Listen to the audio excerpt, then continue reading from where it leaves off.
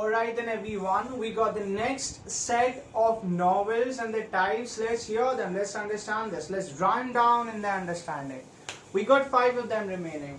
We got Gothic novel, autobiographical novel, allegorical novel, utopian novel, psychological novel, and stream of consciousness. Yes, you heard it correct. Let's move ahead. When you look at the term Gothic novel, how many of you are really interested in haunted houses? Different kind of voices. And also different kind of suspicious voices. Imagine you sitting in a room and there is no one in your house. Everyone has gone away from it. You are alone in the house and the voice starts coming from the corner of the other room. How many of you would dare to stand, go and see what's happening? And how many of you are going to get scared the living daylights out of you? What's the meaning of this phrase? Scared the living daylights out of someone? Make someone really afraid, make someone really petrified, make someone really afraid and scared, right? So how many of you are going to really get scared and don't go? The haunted houses, the movies that we are interested in, horrors and all of that, vampires and all of that. Similarly, Gothic novels are that only. It tries to talk about a mansion, a palace. In Hindi we talk about Bhoot Bangla, right? So in a similar way it talks about the mansions, the palaces, where these kind of spirits, these kind of horrific things exist, and the novels is written on the basis of that. Are you getting me, everyone? That's what I'm mentioning. You know, the term Gothic came from the word Goths. The meaning of the word Goths is, it's a Germanic tribe. Okay. Now on the other hand, as I said, the Gothic novel is a fiction which has supernatural elements like ghosts, it has haunted houses, okay. On the other hand, what are the elements that remain constant? So fear and all these kind of elements will remain constant in the Gothic novels. And you know, it's also, the setting is pseudo-medieval. What's the meaning of pseudo-medieval? मतलब हम लोग ऐसे elements in Gothic novels में लिखते हैं जो medieval ages के बारे में बताया जाता है, लेकिन कई बार वो normal settings में भी होते हैं, but settings जो होती हैं वो medieval ages की होती हैं. And sometimes why it is pseudo-medieval? Because it tries to talk more about it. Then, you know, the type of novel was originated in England. Now the Gothic novels found its place in England, and the first novel that came up was The Castle of Otranto. You know, Otranto was someone, it was written, it was a Gothic story, which means a horror story, alright. Then we see that Gothic novel was popular in the second half of the 18th century and the early part of the 19th century. We hear these features of Gothic novels in a prevalent way. And now, we also see these Gothic novels are taken up and they are, you know, picturized in the films nowadays. Now, there's a setting of castle, the mansion, ये सारी चीजें वहाँ पे दिखाई जाती हैं. So that's basically Gothic novel. Now, when I mention about autobiographical novel, what do I mean by it? Have your attention on the textbook. The autobiographical novel is a novel based on the life of the author. However, the author changes the places and the names of the characters, or even may change or avoid certain details of his life. It may or may not be the first person narration. Now we do understand this, like autobiographical novels tries to talk about the person's life without even mentioning his name. It's sometimes even the names are changes and all of that. Now when you look at the next one, that is allegorical novel, it's so essential that you understand what is the meaning of it. Let's see what is written in the textbook. Then I give you something which you can chew more. You know, chewing more information is going to fill your stomach healthy and content with knowledge and information. An allegory is a story that bears more than one level of meaning. The surface meaning of such novel is different from the symbolic meaning of it. The symbolic meaning of an allegory may be political, religious, historical, philosophical or even moral. जैसे हम लोग कोई चीज़ बोलते हैं और मैंने कोई एक सेंटेंस बोला, तो वो सेंटेंस का सरफेस मीनिंग कुछ और होगा, लेकिन उसका जो लिटरल मीनिंग है, जो उसका मेन मीनिंग है, हिडन मीनिंग है, वो कुछ और होगा. That a moral value that can be derived from it, that is allegories. The symbolism is something which exists there. जैसे मैंने कोई चीज बोली आपको कुछ समझाने के लिए और वो इनडायरेक्टली मैं मेटाफोरिकली कुछ और रेफर कर रहा हूँ, that is allegory. Let me tell you what it actually means. Alright. Now I mentioned that you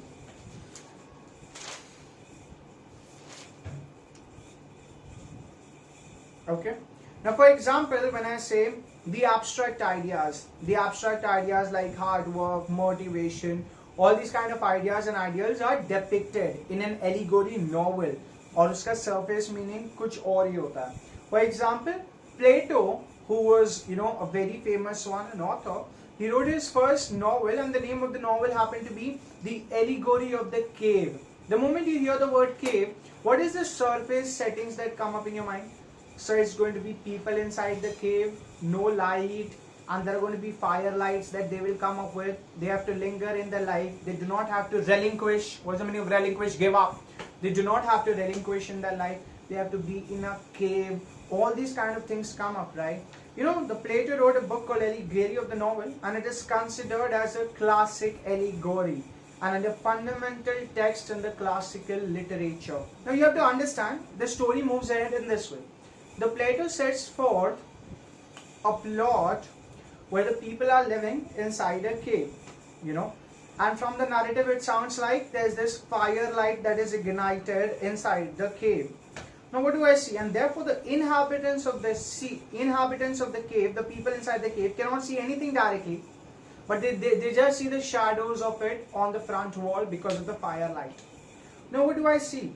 Shadows, first of all we see that though there are people over there, but the shadows are their reality. This allegory is a philosophical representation that symbolizes how humans understood their surroundings and the world at large. अच्छा, जैसे मैं एक बात बताऊं, जैसे आपको कोई एक एग्जांपल देता है कोई चीज समझाने के लिए, लेकिन उसका इनडायरेक्ट मीनिंग कुछ और ही होता है. That is allegory. For example, when I say India or when I say Bharat Mata, when I say Bharat Mata, it's an idea about the territory where the Indian citizens live. But when I say Bharat, that's the territory where the Indian citizens live.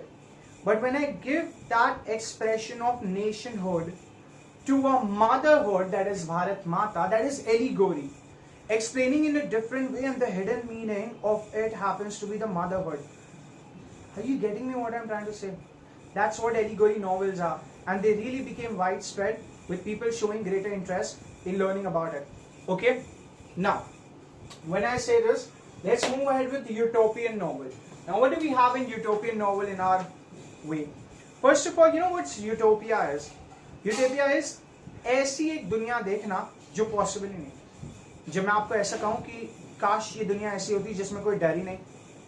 There is no fear in the world. Would that happen? No. It's a utopian world, sir.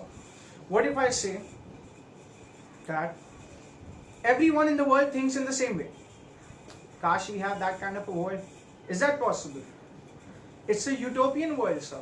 A world which is so beautiful, so great, and supremely best, but in the dreams of the human minds, and not in the world at reality and practicality.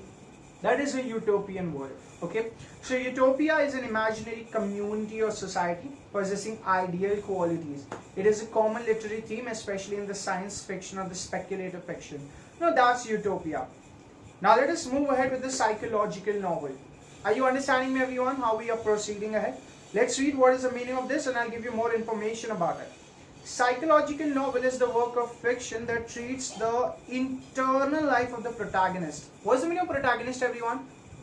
Main character of the novel. Protagonist, or even the other characters as such as their external factors. Now, what if I tell you this? What is more important? I ask you a question. Is it the character or is it the plot? Now you answer me.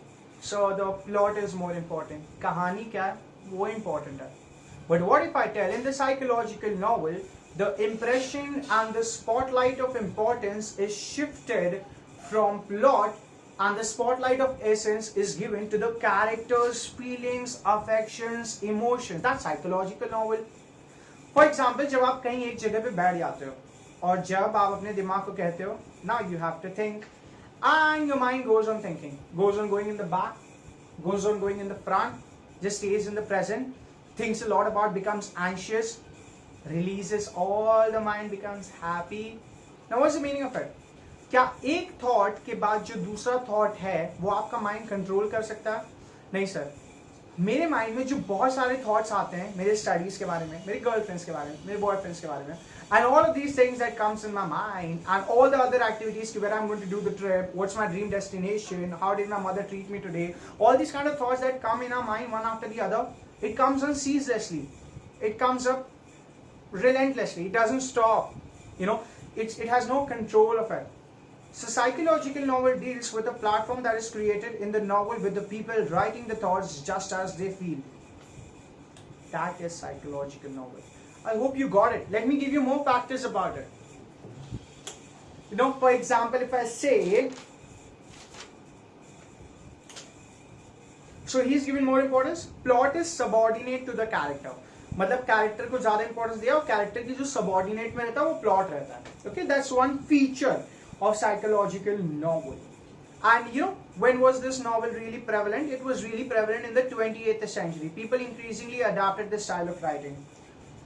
Now, there are many novels that were written, and you can take down the types of novels that were written in this that belongs to a psychological novel.